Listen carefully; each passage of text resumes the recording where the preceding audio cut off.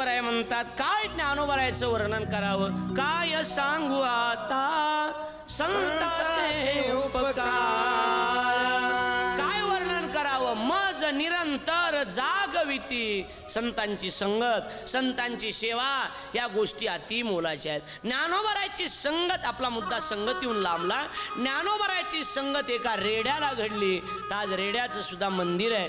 ज्ञानोबराने एका खांबाला टेकून ज्ञानेश्वरी सांगितली, तर त्या खांबाचं सुद्धा मंदिर आहे.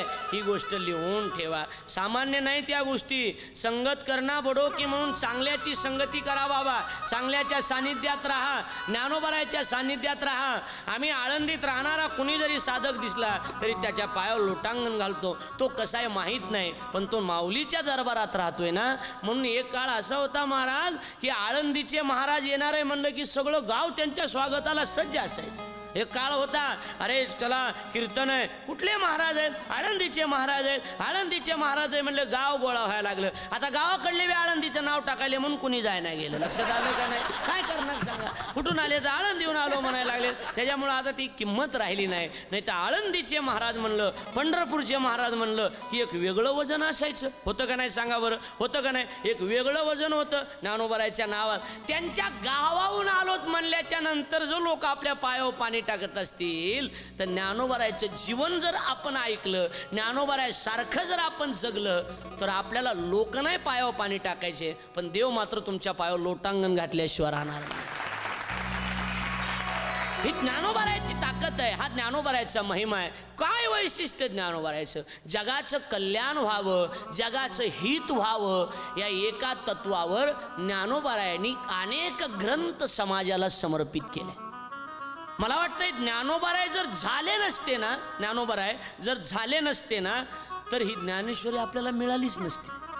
ज्ञानोबरायचा जन्म काही आगळा वेगळा आहे, ज्ञानोबरायचा अवतारच वेगळा आहे. आळंदीला जोग महाराज वारकरी शिक्षण संस्था आहे आणि त्या संस्थेमध्ये माऊलीचं स्वरूप म्हणून श्री गुरु मारुती बाबा कुरेकर आहेत. मारुती बाबा कुरेकरांनी एक वाक्य सांगितलं. मारुती बाबाचं वाक्य, बाबा म्हणले माऊलीने जरी ठरवलं, माऊलीनी जरी ठरवलं दुसरा अवतार मला असाच घ्यायचा आहे, तरीही या माऊलीसारखा दुसरा अवतार शक्य नाही. एवढं ज्ञानोबरायचं सुंदर जीवन आहे. किती बोलावं ज्ञानोबरायाबद्दल, जेवढं बोलावं तेवढं कमीच आहे. तेवढं त्यांच्या दारात एक झाड लावलेलं आहे, त्या झाडाखाली जर बसलं तर ज्याला वाचा येत नाही त्याला वाचा येते. कळायला लागले का माझं बोलणं? ज्याला वाचा येत नाही त्याला वाचा येते झाडाखाली. मग ज्ञानोबरायच्या दारातल्या झाडाच्या सावलीला बसल्यावर जर वाचायला येत असेल, तर ज्ञानोबरायच्या सावलीला बसल्यावर जीवनाचा उद्धार का होणार नाही? का होणार नाही सांगा? हो, महाराज म्हणजे त्या सावलीला जरी बसलं ना तरी ज्ञान होय मुडा अति मूर्ख त्या दगडा. मूर्ख जरी असला, दगड जरी असला ना, तरी त्या दगडाला सुद्धा पाना फोडण्याचं काम ज्ञानेश्वरी करते. पाना फोडण्याचं काम ज्ञानोबराय करतायत. किती वैशिष्ट्य आहेत ज्ञानोबरायचं. एक वैशिष्ट्य सांगू, ज्ञानोबरायांनी जरी समाधी घेतली असली तरी ज्ञानोबराय समाधी तर जिवंत आहेतच, पण प्रत्येकाच्या घरात ज्ञानोबराय आहेत. ज्ञानेश्वरीच्या रूपानं माऊली प्रत्येकाच्या घरात आहे. ज्ञानोबरायची ज्ञानेश्वरी म्हणजे माय आहे. तुम्ही त्या ज्ञानेश्वरी कर माऊली म्हणून बघा, माय म्हणून बघा. अरे माय म्हणून जर बघितलं तर ज्ञानोबरायची ज्ञानेश्वरी सुद्धा तुम्हाला त्या ठिकाणी पदरात घेतल्याशिवाय राहणार नाही. मला वाटतं ज्ञानेश्वरीनं जर पदरात घेतलं तर ज्ञानोबरायने पदरात घ्यायला काय वेळ लागणार आहे? जिथं ज्ञानोबराय रेड्यावर कृपा करतात, जिथं ज्ञानोबराय एका झाडावर कृपा करतात, ज्ञानोबराय जिथं मेलेले माणसं जिवंत करतात, ज्ञानोबराय जिथं जड भिंत चालवू शकतात, तिथं ज्ञानोबराय आपल्याला आपण जवळ गेल्यावर का स्वीकारणार नाही? दुर्दैव एकच आहे की आपण जवळ जात नाही. आपण जवळ गेलं पाहिजे. आपण जर माऊलीच्या जवळ गेलोत ना, माऊली आपला स्वीकार करतील. म्हणून लक्षात ठेवा, ज्ञानोबरायच्या चरित्रातून, ज्ञानोबरायच्या व्यक्तिमत्वातून, ज्ञानोबरायच्या सिद्धांतातून, माऊलींच्या सिद्धांतातून एकच सांगायचं आहे, संगत चांगल्याची करा, संगत चांगल्याची करा. काय झालं, एक राजा रस्त्यानं चालला होता आणि दोन पोपट होते. सुंदर पोपट बोलत होता. पोपट वा वा राजेसाहेब, राजेसाहेब असं बोलत होता. पोपट बोलत होता आणि पोपट बोलत असताना असताना प्रधानाला सांगितलं, राजानं ते पोपट घ्या म्हणले दोन्ही, आणि घ्या चांगले पोपट आहेत. मग एक पोपट काय केलं, ब्राह्मणाच्या घरी दिला सांभाळायला, आणि दुसरा पोपट एकाच्या घरी दिला सांभाळायला. दोन दोन घरी देऊन टाकले. आणि मग म्हणला चला आपल्या पोपटाच्या भेटीला जाऊ. मग ज्या वेळेला राजा त्याच्या दारातून चालला ना, पोपटानं सुरू केलं, या मूर्ख राजे, या नालायक राजे, या स्वागत आहे तुमचं, या राजे या स्वागत आहे, नालायक राजे या तुमचं स्वागत आहे आमच्या दारात. असं सुरू केलं. असं सुरू केल्याबरोबर राजानं प्रधानाला सांगितलं, हा पोपट ठार करून टाका म्हणजे, मारून टाका हे पोपट काही कामाचा नाही म्हणले, ह्याला मारून टाका. ऐका ना, मारून टाका. थांबा म्हणले, थोडं मारू नका, दुसऱ्या पोपटाला भेटून येऊ. मग दुसरा पोपट ब्राह्मणाच्या घरी होता. गेल्या राजा दिसल्याबरोबर त्या ब्राह्मणाच्या घरच्या पोपटानं सुरू केलं, राजे महाराज, तुमच्यासारखं दानशूर व्यक्तिमत्व या जगात कोणतंच नाही. तुम्ही पराक्रमी आहात, तुम्ही आहात म्हणून आम्ही आहोत. असं बघितल्यावर राजा प्रधानाला म्हणला, प्रधान त्याला मारून टाका आणि ह्याला जिवंत ठेवा, हे कौतुक करतोय म्हणले, तो शिव्या देतोय म्हणले. त्यावेळेला त्याला मारायला लागले ना, त्यावेळेला तो पोपट बोलायला लागला ब्राह्मणाच्या घरचा. म्हणला, राजेसाहेब मारू नका म्हणला, तो माझा सख्खा भाऊ आहे म्हणला, आम्ही दोघं एकाच माईच्या पोटी जन्माला आलो. ते शिव्या देतोय, चूक त्याची नाही म्हणला, तो अशा लोकांच्या घरी म्हणला तिथं सारख्या शिव्या ऐकायला भेटतात, संगतीचा परिणाम ह्याला बी शिव्या यायल्यात. पण आम्ही अशा लोकांच्या घरी तिथं सारखी ज्ञानेश्वरी, गाथा, भागवत, वेदांत हे चर्चा ऐकायला मिळतात, म्हणून मी त्यांचं स्तुती करायचं शिकलो म्हणला. दृष्टांत संपला. परिणाम संगतीचा आहे. परिणाम कशाचा आहे, बोला ना, परिणाम कशाचा आहे, संगतीचा आहे. म्हणून मला हे व्यक्तिमत्व सांगायचं ज्ञानोबरायचं. ज्ञानोबरायच्या संगतीत झाड गेलं तर ज्ञानोबरायच्या संगतीत भिंत गेली तरी ज्ञानोबरायने कल्याण केलं. आणि ज्ञानोबरायच्या संगतीत रेडा गेला तर रेडा सुद्धा वेद बोलला. हे वैशिष्ट्य ज्ञानोबरायचं. अजून एक वैशिष्ट्य तुम्हाला कदाचित माहीत नसेल. बरेच लोक म्हणतात ज्ञानेश्वरी कुणी लिहिली, ज्ञानोबरायांनी. ज्ञानेश्वरी कुणी लिहिली, ज्ञानेश्वर महाराजांनी. पण ज्ञानेश्वरी ज्ञानोबरायांनी लिहिली नाही, ज्ञानोबरायांनी ज्ञानेश्वरी सांगितली आहे. ज्ञानोबरायांनी ज्ञानेश्वरी सांगितली आहे. ज्ञानोबरायांनी लिहिली नाही. लक्षात आलं का नाही? लिहिली कुणी? एक सच्चिदानंद बाबा नावाचा एक सद्ग्रस्त होता, त्यानं ही ज्ञानेश्वरी लिहिलेली. हे लक्षात ठेवा. काय झालं होतं, इतिहास कसा होता तर त्याचा इतिहास पूर्वसूत्र मांडतोय मी सुरुवातीला. आज पहिलाच दिवस आहे, अजून भरपूर दिवस आहेत आपल्याला बोलायला. इतिहास असा आहे. म्हणले काय झालं महाराज, बोला काय झालं. त्यावेळेला जुन्या काळातले असे असायचे, बरोबर आहे का नाही. आणि अशा प्रकारे मग ज्ञानोबरायचं जीवन सुरू झालं. अशा कथा सांगायचे ना पहिले लोक, बरोबर आहे का नाही. पहिल्या काळात त्या कथाच गोड होत्या, त्या ऐकावं वाटायचं. शिवाजी नारेन, ही म्हणणारेन, ही काही नव्हतं. हे आता निघाले पैशाची धन, हे आता निघाले. लक्षात आलं का नाही, हे आता निघालंय. पहिलं नव्हतं हे, पहिले एकच होतं, बरोबर आहे का नाही. आणि राजा गडगड गडगड करीत आला आणि मग राजा शुकाचार्याच्या समोर बसला आणि काय सांगावं महाराज, अशा कथा असायच्या, बरोबर आहे का नाही. गोड लागायचं, कानाला ऐकायला बी गोड लागायचं, बरोबर आहे का नाही महाराज. आता लक्ष द्या माझ्याकडं, मग आपल्या लक्षात येऊन जाईल माझा मुद्दा एवढाच आहे, विषय एवढाच आहे. मला हे सांगायचं आहे की ज्ञानोबरायची ज्ञानेश्वरी आपल्याला जवळ घेते, संगतीचा परिणाम असा होऊ शकतो. आता एक मुद्दा, ज्ञानेश्वरी सच्चिदानंद बाबांनी लिहिली. कोण होते सच्चिदानंद बाबा? सच्चिदानंद बाबा एक मेलेला मनुष्य होता, मेलेला मनुष्य. लक्षात ठेवा, मी ओवी सहित क्लिअर करतो. ज्ञानोबरायचं जीवन मांडायचं मला, ज्ञानोबरायचे वैशिष्ट्य मला आपल्यासमोर मांडायचं, म्हणून हे वैशिष्ट्य मला मांडावं लागेल. ज्ञानोबराय सामान्य नाहीत, हे लक्ष द्या. असं एक तो सच्चिदानंद बाबा मेले आणि जुन्या काळातली पद्धत होती की नवरा मेला की बाईनं हिरवी साडी अंगात घालायची, कुंकू कपाळ भरून लावायचं आणि सती जायचं. कुठं जायचं? सती जायचं, सती. आणि मग सती जायला निघाली. निवृत्तीनाथ, ज्ञानोबराय, सोपान काका, मुक्ताबाई हे चौघजण रस्त्यानं चालले होते आणि समोर ज्ञानोबराय होते. ज्ञानोबराय रामकृष्णारी रामकृष्णारी रामकृष्णारी भजन करीत रस्त्यानं चालले. तीच बाई आली, ज्ञानोबरायच्या पाया पडली. पाया पडल्याबरोबर माऊलीच्या तोंडातून शब्द गेले, अखंड सौभाग्यवती भव. असं केले की बाईनं डोळे पुसले. सांगितलं, माऊली हा आशीर्वाद तुम्ही या जन्मातला दिलाय का पुढच्या जन्मातला दिलाय? म्हणले काय झालं? म्हणले ही अंत्ययात्रा चालली ती माझ्या मालकाची चालली म्हणले, आणि तुम्ही सौभाग्यवती भव.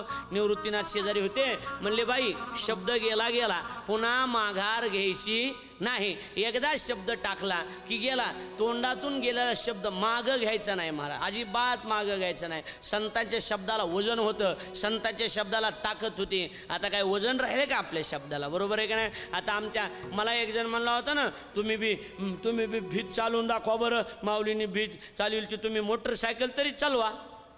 मी आणलं, हे बघ, मला काही बिगर पेट्रोलची मोटरसायकल चालवता येणार नाही. आणि माऊलीने भीत चालवली ना, मी म्हणलं मी भीत चालवतो पण मोटरसायकल नाही चालवीत. त्याचं बांधकाम चालू होतं, लगेच त्याच्या भीतीवर बसलो. लगेच त्याचा मुनी म्हणला, दुसऱ्याच्या फलाटमध्ये जाईन, उगं तसं करू नका उगं. म्हणलं तुला एवढी भीती वाटली तर ग बस मग. आणि बस म्हणलं इथं. आणि मग तिथं बसल्याच्या नंतर इकडं बघा, मला म्हणला चालवा बरं भिंत. म्हणलं मी चालवतो पण तू वाघावर बसून ये ना. काय म्हणला, मला कुठं जमत असतं का? म्हणलं ही बापाची पेंड आहे का, मला कसं जमत? मी काय माऊलीच्या पोटी थोडाच जन्माला आलो, मी तुकाराम साठ्याच्या पोटी जन्माला आलोय. म्हणलं मी माऊलीच्या पोटी थोडाच जन्माला. लक्षात आलं का नाही? असं कसं शक्य आहे? महाराज वेगळे आणि संत वेगळे.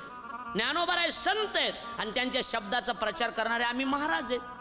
आम्ही हमाल माणसं आहेत. आता कुणाला काय वाटतंय माहीत नाही, पण मला तरी असं वाटतं की ज्ञानोबा तुकोबारायचा एक हमाल माणूस आहे मी. त्यांनी जे शब्द दिलेत त्या शब्दा घ्यायचे आणि व्यापार करायचा, यांच्याकडून घ्यायचे आणि यांना द्यायचे, तिथून आणायचे 4 शब्द आणि तुम्हाला द्यायचे. मग तुम्हाला वाचता येत नाहीत का? तुम्हाला बी वाचता येते हो, तुम्हाला बी सांगता येते हो. तसं नसते. मग आमची काय गरज पडली? कसं असतंय, भाजीपाला हो का मार्केटमध्ये बी मिळतो आणि बाजारात बी मिळतो.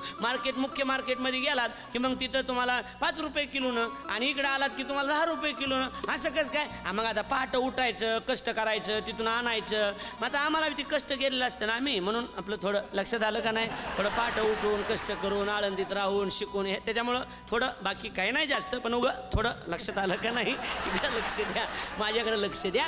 आणि मग माऊली म्हणले शब्द गेला पुन्हा माघार नाही. विज्ञान आणि ज्ञानोबा आहे या दोन्हीचा संगम कसा आहे बघा. विज्ञान सुद्धा जे काम करू शकत नाही ना, ते काम ज्ञानोबांनी करून दाखवलेलं आहे. मेलेला माणूस जिवंत करणं विज्ञानाला जमेल का? जमलंय का? इथून मागं जमलं नाही, पुढे जमणार नाही. आणि आता जमत नाही, शक्यच नाही ना. विज्ञान ज्ञानोबाच्या ज्ञानेश्वरीत विज्ञान आहे. ज्ञानोबांनी विज्ञानाला सुद्धा चॅलेंज केलंय बघा ज्ञानोबा. आणि मग जवळ गेले, म्हणले काय नाव आहे यांचं? म्हणले यांचं नाव सच्चिदानंद बाबा आहे. अरे वा, सच्चिदानंद बाबा, सत चित आणि आनंद. अरे सच्चिदानंद म्हणजे परमात्मेचं स्वरूप आहे. भागवतात वर्णन आलं, सच्चिदानंद रूपाय विश्वोत्पत्त्यादी तवे तापत्रय विनाशाय श्रीकृष्णाय वयम नमः.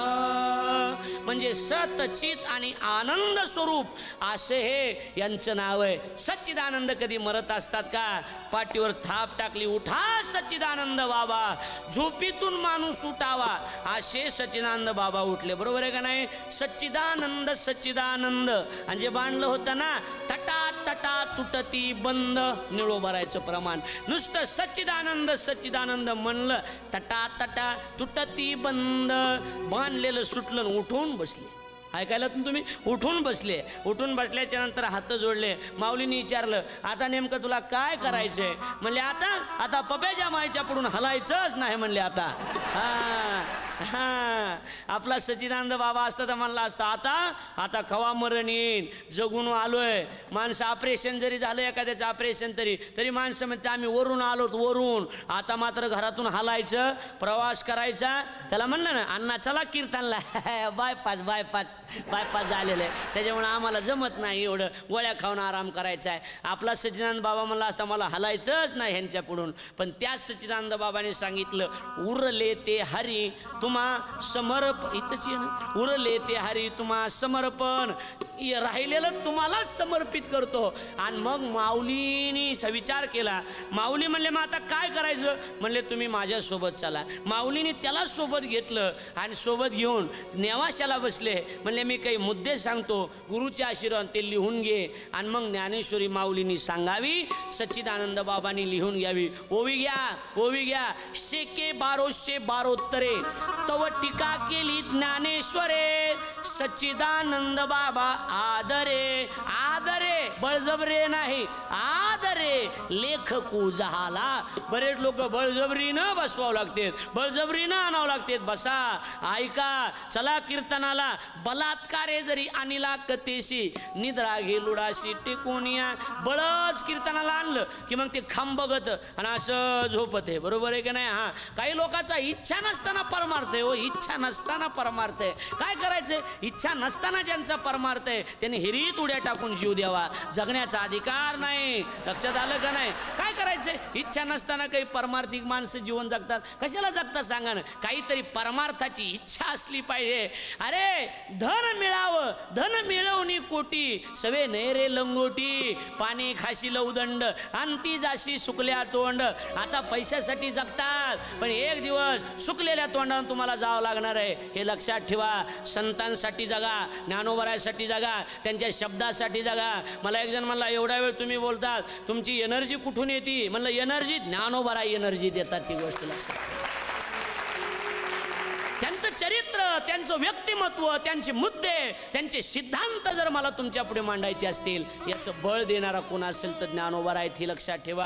हा, याचं बळ कोण देत असेल तर देव देतो. तुम्हाला वाटतंय माझा आवाज चांगला आहे, मी लय म्हणतोय, मी लय म्हणतोय. साळुंकी मंजुळ बोलत सेवानी, पण शिकविता धनी वेगळाची. तुम्हाला वाटतंय आम्ही म्हणतो, मला वाटतंय मी सांगतोय, तुला वाटतंय मी वाजवितो विजितो काय नाही. वाजवणारे तुम्ही, हात तुमचे असतील, पण इच्छा एनर्जी देणारा देव आहे. हातातून कसं काढायचं हे त्याला माहिती आहे. माणसं म्हणजे मला कसं जमलं नाही. तुझी देवावरची भावना कमी झाली वाटतं बहुतेक. बरोबर आहे की नाही?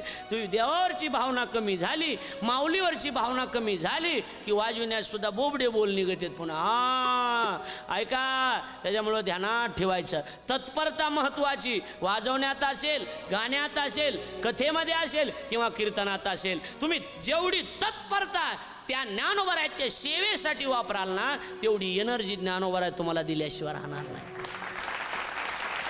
जीवन आगळं वेगळं ज्ञानोबरायचं. ज्ञानोबराय शब्दात सांगणं एवढे सोपे नाहीत. ज्ञानोबराय शब्दात काय वर्णन करावं? ही वेडी वाकडी वाक पुष्पांजली, वेडी वाकडी सोपं नाही ना. हा, शब्दात सांगता येतात का ज्ञानोबराय? अथांग सागरासारखे ज्ञानोबरायचं जीवन आहे, ते संपणं शक्य नाही. हो, शेवटी ज्ञानोबरायासारख्याला सुद्धा म्हणावं लागलं ना. बरोबर आहे का नाही? ज्ञानोबराय सुद्धा शेवटी ज्ञानेश्वरीत असताना म्हणतात ना, प्रभू तुम्ही महिषाची मूर्ती, मी धुबळा अर्चित से भक्ती, म्हणून बोल गंगावती तरी स्वीकाराल की. काय अर्थ या ओवीचा? या अर्थ ओवी काय? प्रभू तुम्ही महिषाची मूर्ती, म्हणजे तुम्ही महिषाच्या मूर्ती आहेत, महादेव आहेत. मी दुबळा अर्चित से भक्ती, मी दुबळा आहे, मी दुबळा असणारा भक्ती तुमच्या समर्पित आचरणी अर्पित करतोय. कशा पद्धतीनं? म्हणून बोल गंगावती. कशा पद्धतीनं? गंगावती. गंगावती म्हणजे काय? गंगावती म्हणजे काय? गंगेचं पाणी. हा, मला आधी हेच वाटत होतं गंगेचं पाणी, पण आमच्या अनिल महाराज पाटलांचा मला फोन आला. म्हणले हे गंगावती शब्दाचा ज्ञानेश्वरीमध्ये अर्थ गंगावती म्हणजे निरगुडीचे पान आहेत. ज्ञानेश्वरीत गंगावती शब्दाचा अर्थ काय केलाय? निरगुडीचे पान. मग जसे निरगुडीचे पान निरर्थक आहेत ना, तसे मै येडे वाकडे चार शब्द निरगुडीच्या पानासारखे तुमच्या चरणी समर्पित करतो. ज्ञानोबराच्या जीवन चरित्रातून एवढं घ्या, एवढे मोठं ज्ञानोबर आहे, ज्यांचं नाव घेतल्याबरोबर ज्ञानोबा तुकाराम की संध्याकाळी गुलाबजाम खायला मिळतात, एवढे मोठे ज्ञानोबर आहे. पण ते ज्ञानोबराय स्वतःला निरगुडीचा पाला समजतात. ज्ञानोबराच्या सिद्धांतातून, माऊलीच्या सिद्धांतातून एकच शिका, माऊलीच्या जीवनातून एकच शिका. कितीही मोठं झालं तरी लहानपणा घेता आला पाहिजे, हे माऊलीचं जीवन आपल्याला शिकवतं. किती मोठे व्हा, किती मोठे व्हा. तुम्ही टी व्हीला जा, फलाना जा, बिस्ताना जा, कुठे जगात कुठे जरी गेलात, कुठे गेलात तरी तुम्हाला जमीन लेवलला राहता आलं पाहिजे. तुम्ही किती मोठे महाराज आलात, अशा म्हातारीच्या मांडीवर झोपता आलं पाहिजे तुम्हाला. एवढं लहान झालं पाहिजे, एवढं लहान झालं पाहिजे. जेवढं लहान व्हाल तेवढं तुम्हाला जास्त लोक मोठं म्हणतील. लहानपण देगा देवा मुंगी साखरेचा रवा, संतांनी वर्णन केलंय. मुंगी साखरेचा रवा, लहानपण देगा देवा, लहानपण देगा. शरीरानं मोठे व्हा, हो, शरीरानं मोठे व्हा, पण निसर्गता तुमच्या अंतकरणामध्ये लहानपणा हा गुण पाहिजे, लहान होता आलं पाहिजे. किती ज्ञानोबरायचं हेच तर वैशिष्ट्य आहे ना.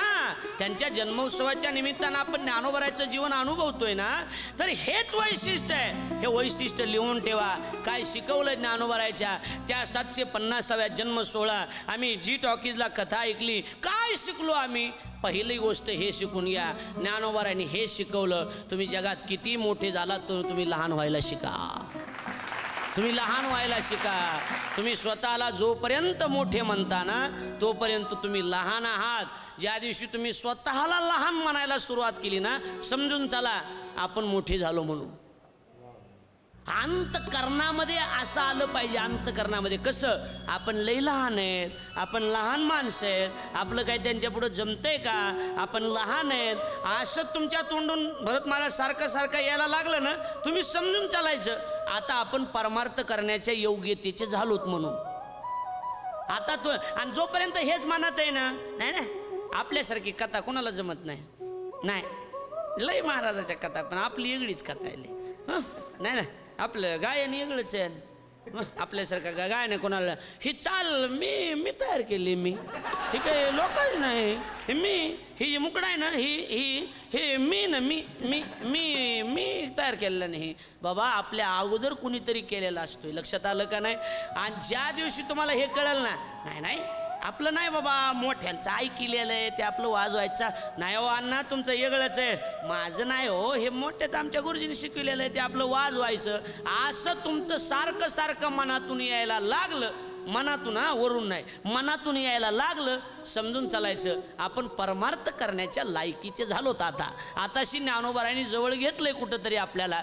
मग तुम्ही 80 वर्षाचे असा आणि तुम्ही हेच माझ्या ज्ञानेश्वरी पाठ आहे, माझ्या गाथा पाठ आहे, उलटी बी पाठ आहे आणि सवासी बी पाठ आहे, कसे बी पाठ कर तू, कसे बी पाठ कर, पण माझ्या पाठ आहे हे जोपर्यंत मनातलं जात नाही ना तोपर्यंत ज्ञानोबराय तुझ्यावर कधीच कृपा करणार नाही. ज्ञानोबरायचं हेच विशेषत आहे, ज्ञानोबरायचं हेच व्यक्तिमत्व आहे, हेच अंगीकारायचं आहे. याच्यापेक्षा काय वैशिष्ट्य पाहिजेत माऊलींचे? तुम्हाला काही वेगळे सिद्धांत देऊ तुम्हाला माऊलींचे. माऊलींचं चरित्र अनुभवलं की सिद्धांत कळतील तुम्हाला. लिहून ठेवा हा सिद्धांत. किती मोठे व्हा, पण किती मोठे झालं तरी लहान राहा, लहान व्हा. तुम्ही जेवढे लहान तेवढे तुम्ही मोठे. हा सिद्धांत आहे माऊलीचा, लिहून ठेवा. माऊली लहानपणा मागतात आणि मग त्या सच्चिदानंद बाबा, ते चालू होतं ना आपलं, त्या सच्चिदानंद बाबाकडून ज्ञानेश्वरी लिहून घेतली. माऊलींनी ओवी सांगावी, त्यानं लिहून घ्यावी, माऊलींनी गीतेवर टीका करावी, म्हणजे गीता अलंकार नाम ज्ञानेश्वरी ना, लिहून घ्यावी, लिहून घेत राहिला. शेवटी ज्ञानोबरायाचा तो झाला हे लक्षात. आज त्याची सुद्धा पुण्यतिथी करावी लागते. तिथं सुद्धा जाऊन आम्हाला कीर्तन करावं लागतंय. जगातले महाराष्ट्रातले जेवढे विद्वान वरिष्ठ लोक आहेत ना त्यांना सुद्धा आज नेवाशाला कीर्तन करावं लागतंय. त्यांना सुद्धा आळ्याला तिथं कीर्तन करावं लागतंय रेड्याच्या पुढं. का बरं? का विशेष काय नाही त्याच्यात? काय विशेष आहे सांगा बरं? काय विशेष आहे? विशेष एकच आहे, ज्ञानोबरायाची संगती केली आहे ना. आई लक्षात आलं तुमच्या? मी काय सांगतोय लक्षात आलं? ज्ञानोबरायाची संगती केली ना. तुम्ही कितीही चांगलं वागा, किती चांगलं, आई मी तुमच्या मुलासारखं आहे, किती बी चांगलं वागा, पण गावात एखाद्या नालायक बाईचा आणि तुमचा दोस्ताना असू द्या, तुम्हाला कुणी चांगलं म्हणणार नाही. आपल्याकडे मन आहे बघा गावठी अक्षय महाराज. काय म्हणे माहिती का विशाल दादा, तुम्ही विदर्भातले तर आम्ही मराठवाड्यातले, आमच्याकडे मन आहे गावाबरोबर किडे रगडले जाते. बरोबर आहे आपल्याकडे गावाबरोबर किडे रगडले जाते. तुम्ही चांगले बी असलात, चांगले बी, तरी तुम्ही नालायकाच्या नादाला लागलात की त्याच्याबरोबर तुम्हाला बी वाईट म्हणलं जाते.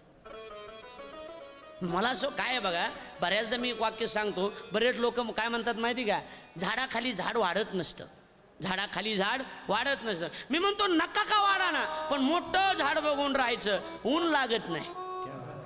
लक्षात यायला लागले का नाही? नका का वाढा ना, पण ऊन लागत नाही. कारण सध्या उन्हाचे झपके जास्त बसायलेत, झळाया जास्त लागायला, त्याच्यामुळे असं चांगल्या सावलीचं झाड धरून बसायचं. नका का वाढा ना, काय करायचं आपल्याला? मलाच एक जण मला धक्का आमच्या गुरुजीच्या बाब, पण मला काय नाही, मोठ्या झाडाच्या सावली खाली राहायचं, मोठ्या झाडाच्या.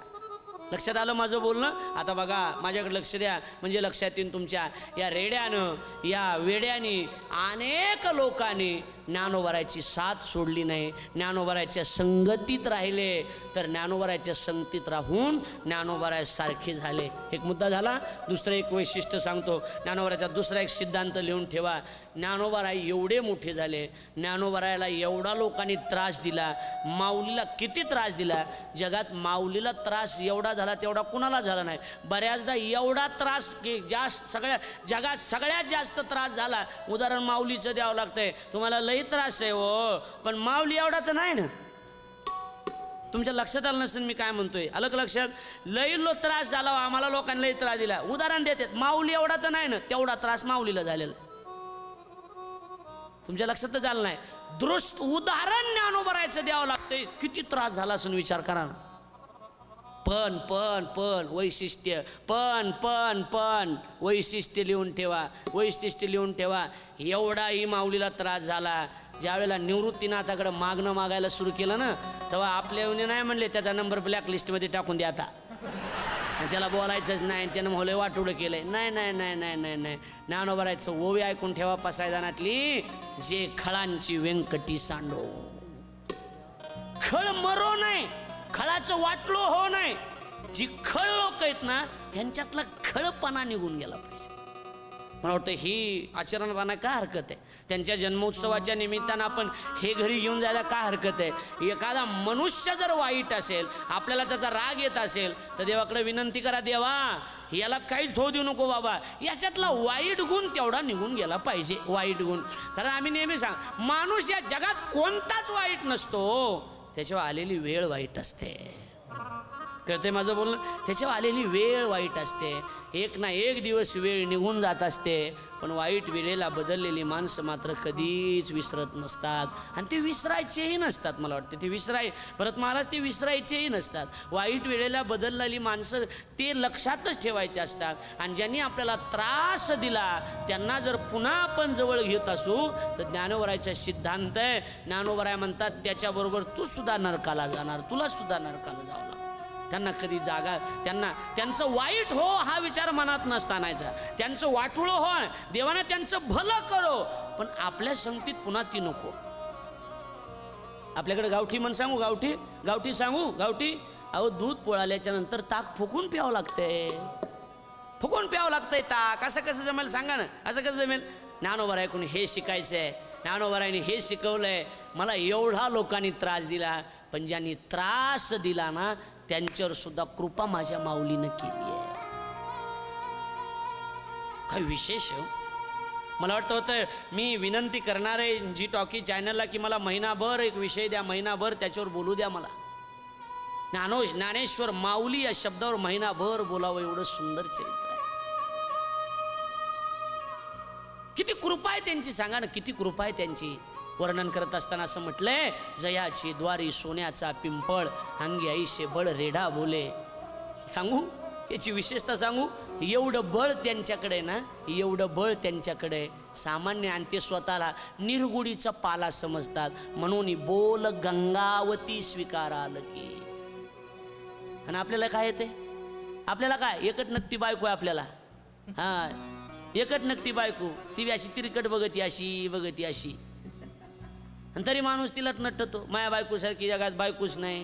हो, मायासारखा माणूसच नाही, मायासारखा दानशूर माणूसच नाही. आमच्या इथे एक जण उगाच येड्यावानी करायचं, लईच येड्यावानी करायचं. द्वादशीला आपली पंगत असती आणि 150 माणसं जेव्हा असतात, 150 माणसं जेव्हा असतात, 150 द्वादशीला पंगत असती. त्याला माऊलीच्या सोहळ्यात नेलं म्या, आणि तिथं 5 लाख लोकांनी महाप्रसाद ठेवला होता.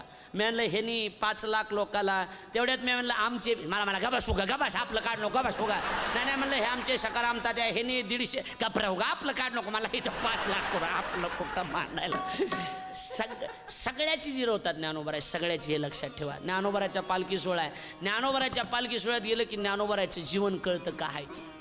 लक्षात येते माझं बोलणं. आता ऐका, एक सिद्धांत मी आपल्या पुढे मांडतोय, एक व्यक्तिमत्व ज्ञानोबारायचा, एक मुद्दा मी आपल्या पुढे मांडतोय. ज्ञानोबारायकडून पहिली गोष्ट घ्या, ज्ञानोबारायकडून नम्रता घ्या. ज्ञानोबारायकडून काय घ्या? नम्रता घ्या. दुसरी गोष्ट, ज्ञानोबा ऐकून माफ करायला शिका, माफ करायला शिका. एवढा त्रास दिला. अरे मांडे, मला सविस्तर सांगायचंच नाही, मला मुद्देसूरच चरित्र सांगायचं यावेळेस. काय मुद्देसूर सांगायचे बघा, इकडे लक्ष द्या. मांडे भाजू दिले नाही. तो मांडे भाजण्यासाठी खापर दिलं नाही. लेकरासाठी, लेकरूच होतं ना 7 वर्षाची चिमुकली मुक्ता. त्या मुक्ताबाईला भूक लागली तर ज्ञानोबाराय माधुकरी मागण्याकरता गेले. तर या समाजानं माधुकरी सुद्धा वाढू दिली नाही हो. त्यांचं तोंड सुद्धा आपण बघितलं नसतं, नंतर बघितलं असतं का, पण नाही, ज्ञानोबारायने त्यांना सुद्धा माफ करून टाकलं, त्यांना सुद्धा माफ केलं. जाऊ द्या, तुमच्यातला वाईट गुण निघून गेला ना, संपला विषय. आम्हाला दुसरं काही करायचं नाही. आलं लक्षात माझं बोलणं? मुद्दा लक्षात आला? याचा अर्थ एकच आहे, विषय दादा एकच आहे, मुद्दा एवढाच आहे, विषय एवढाच आहे की ज्ञानोबा ऐकून हे शिकायचं आहे. ज्ञानोबा ऐकून नम्रता शिकायची, ज्ञानोबा ऐकून लहानपणा शिकायचा आहे, ज्ञानोबा ऐकून ह्या सगळ्या गोष्टी शिकायच्या. लक्षात येते? नामदेव कीर्तन करी पुढे देव नाचे पांडुरंग. पण हे सगळं करत असताना ज्ञानोबाराय नामदेवराच्या कीर्तनात चाली म्हणण्याचं सुद्धा काम करत होते का नव्हते सांगा ना? करत होते का नाही सांगा ना? हा, स्वतः जनाबाईनं सांगावं आणि ज्ञानोबारायने ऐकावं. महाराज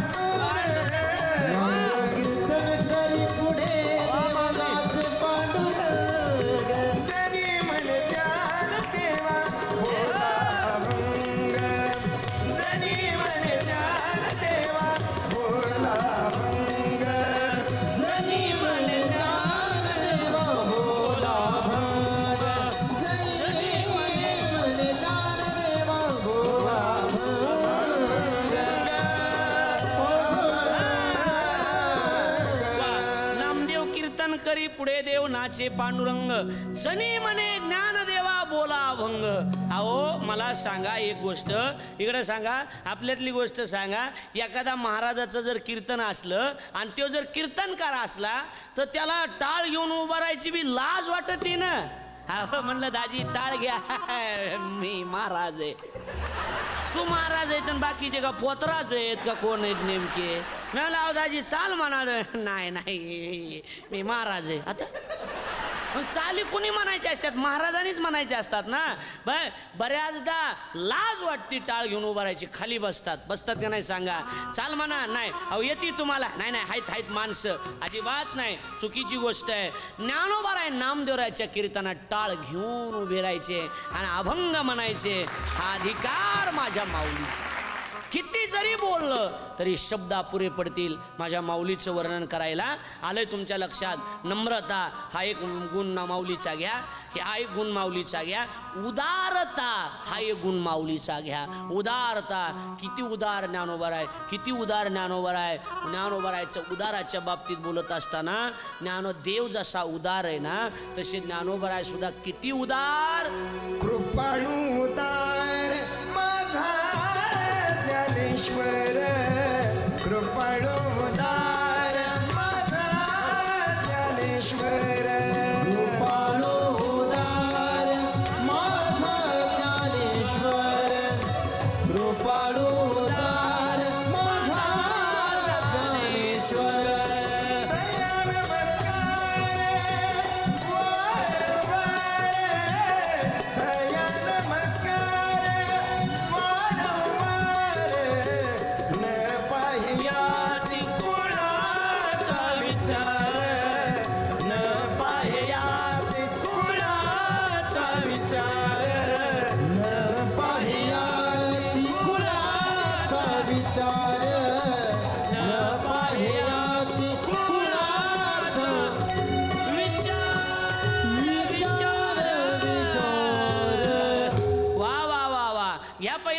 नम्रता. लिहून ठेवा माऊलीचे सिद्धांत. पहिला गुण ज्ञानोबा ऐकून शिका नम्रता. दुसरा गुण ज्ञानोबा ऐकून शिका माफ करायला. तिसरा गुण ज्ञानोबा ऐकून शिका उदारता.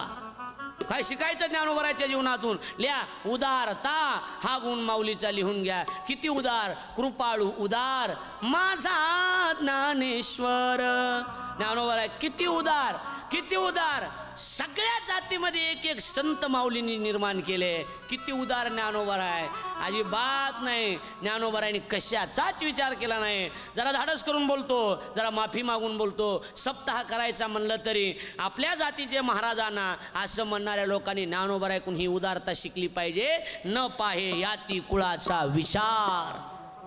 अनेक जातीत अनेक संत ज्ञानोबारांनी निर्माण केले आणि संप्रदायाचा प्रचार प्रसार करण्याचं काम माझ्या माऊलीने केलं.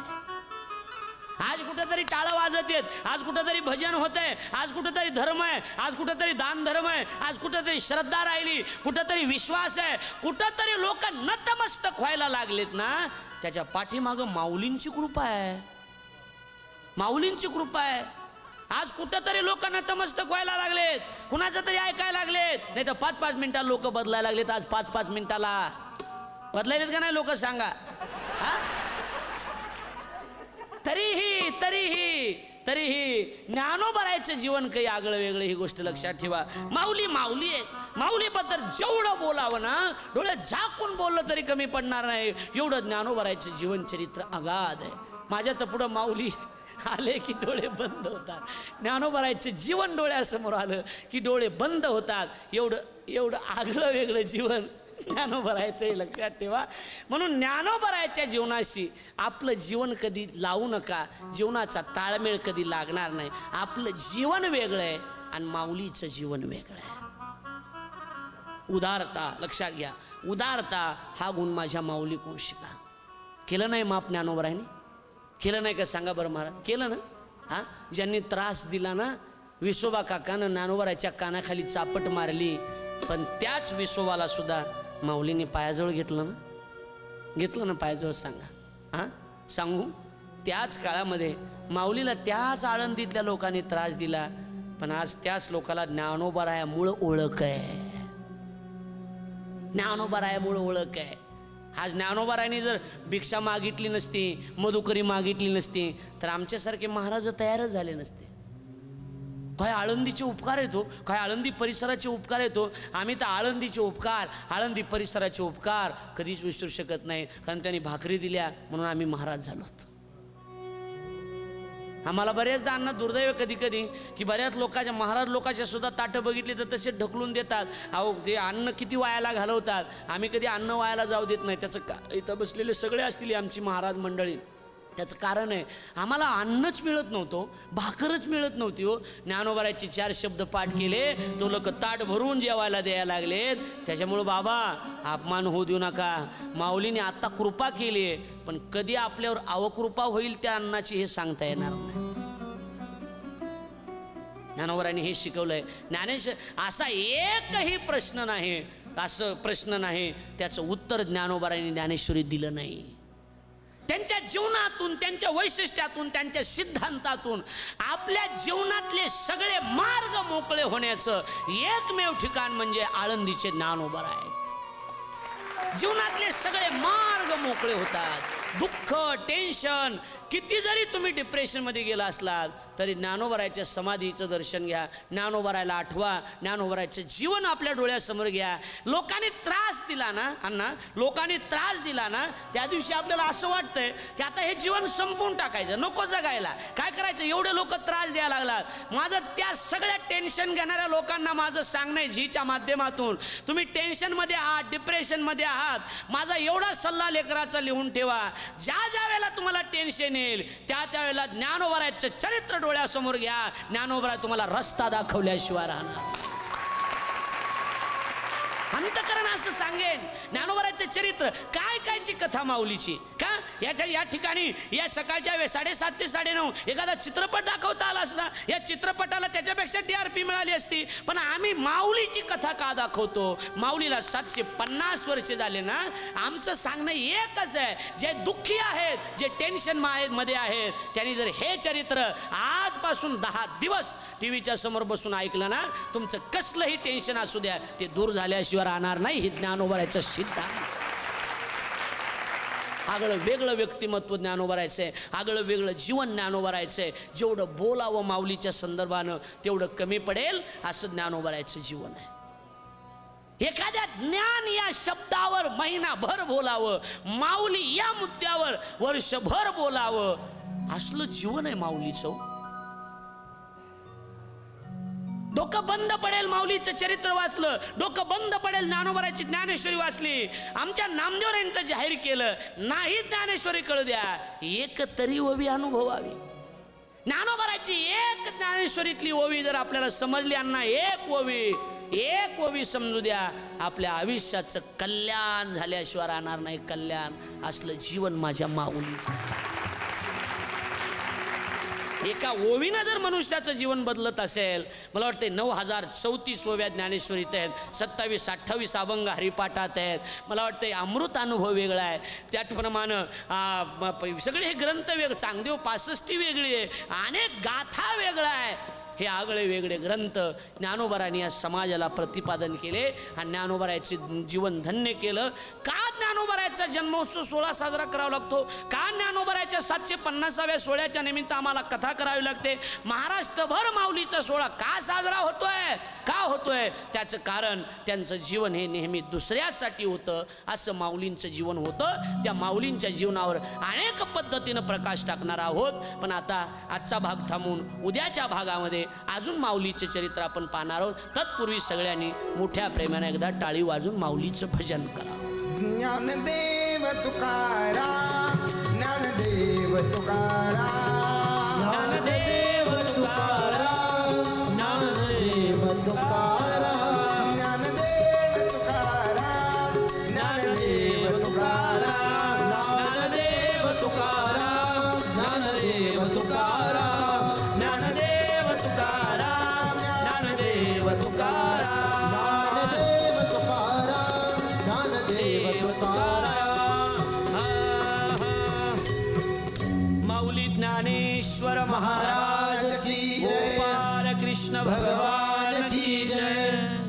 संत ज्ञानेश्वर महाराज म्हणतात की माझा जन्म कुठे व्हावा, कुठल्या जाती धर्मामध्ये व्हावा, किंवा माझे आईवडील कोण असावेत, हे सगळे प्रश्न माझ्या हातामध्ये नाही आहेत आणि ह्याची उत्तरंसुद्धा माझ्या हातात नाही आहेत. आपल्या हातात आहे ते निसर्गाने आपल्याला जे जे देऊ केलं आहे त्याचा चांगला सदुपयोग करणं. याच विचारांसह आजच्या भागामध्ये इथेच थांबूया. बघत रहा आपल्या सगळ्यांचा आवडता कार्यक्रम गजर कीर्तनाचा सोहळा आनंदाचा.